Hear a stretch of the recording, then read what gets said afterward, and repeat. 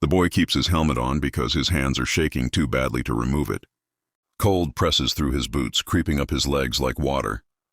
The ground beneath him is hard and uneven, scarred by tank tracks and frozen footprints. The morning smells of damp soil and old smoke, the kind that lingers long after the fire has died. Somewhere nearby, wood creaks in the wind, a ruined building settling into itself. They stand in a line, 16 boys, no men. Wool uniforms hang loose on thin bodies, sleeves too long. Collars rubbed shiny from weeks without washing. One boy clutches a photograph in his pocket, his mother's. Face already creased from being folded too many times. Another bites the inside of his cheek until he tastes blood, welcoming the pain because it proves he is still here. They have been told how this ends. American soldiers do not take prisoners. American soldiers shoot. That is what the poster said. That is what the radio promised. The boys wait for shouted orders, for raised rifles, for the sound that will tear the world apart. A truck engine idles nearby. Metal ticks softly as it cools. No shots come. The silence stretches, heavy and unbearable, until it feels louder than gunfire. They are marched down the road with their hands raised. Not bound, which feels wrong, suspicious. Mercy, they have been taught, is always a trick.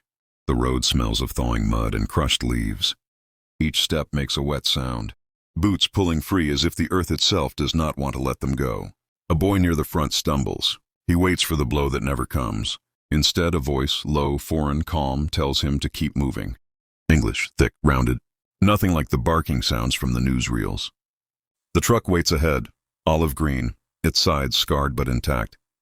To the boys it looks enormous, final, like a coffin with wheels. They climb in one by one, helped up by hands that are bare, not gloved, not striking. The metal floor is cold through their thin trousers. As the engine starts, fear settles into their stomachs like lead. A boy named Carl remembers a lesson from winter training.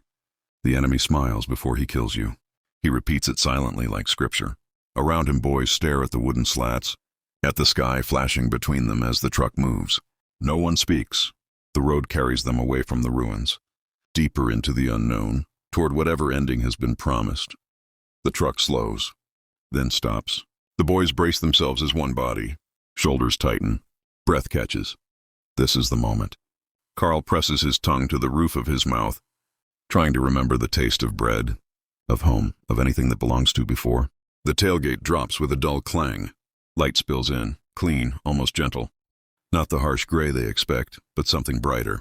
The air smells different here. Not smoke, not rot. Something warm drifts in on the breeze. Fat sizzling, onions, a smell so impossible it makes several boys dizzy. They are ordered down, but the order is strange. No shouting, no threats, just a hand motion and a word they half understand. They step onto firm ground, gravel, neatly packed. Beyond them are tents arranged in careful rows. No rubble, no fire scars. An American flag hangs limp in the still air. A soldier approaches. He is chewing. In his hand is a wrapped bundle of paper, darkened with grease. He looks at the boys, really looks, and then says something to another soldier. They laugh softly, not cruelly. The first bundle is held out. Carl does not move. He cannot.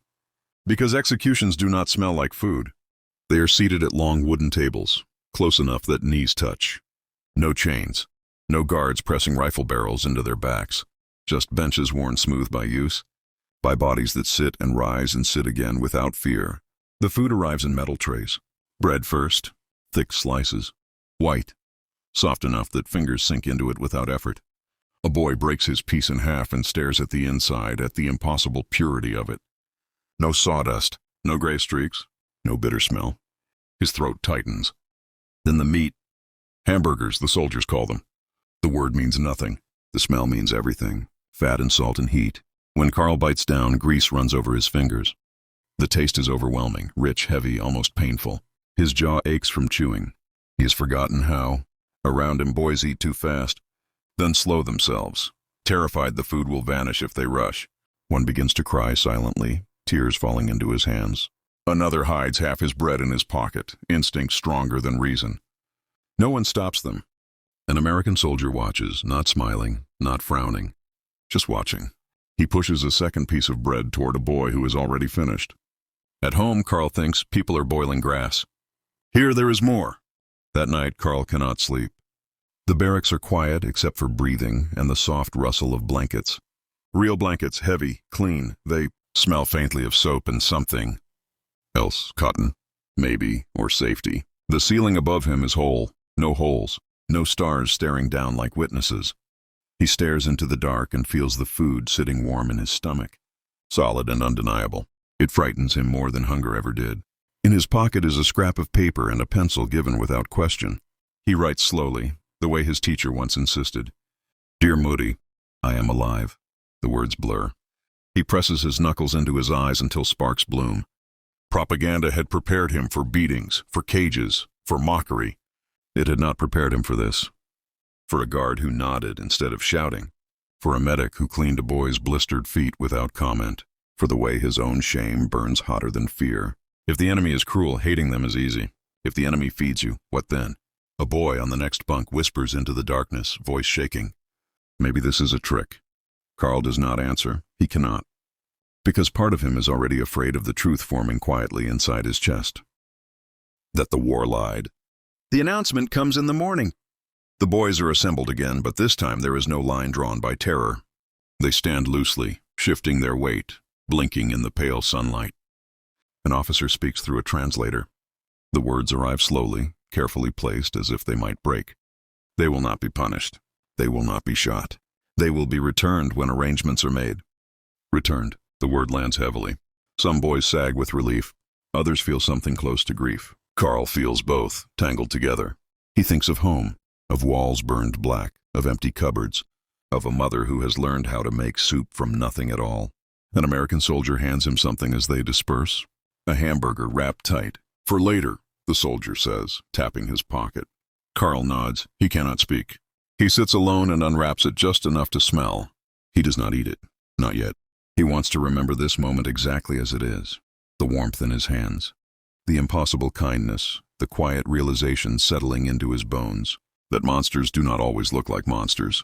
That enemies can choose not to be cruel. That truth is more dangerous than any weapon he was ever given. Years later, this is what will return to him in dreams. Not the guns, not the shouting, but the taste of bread and the mercy he was never supposed to survive.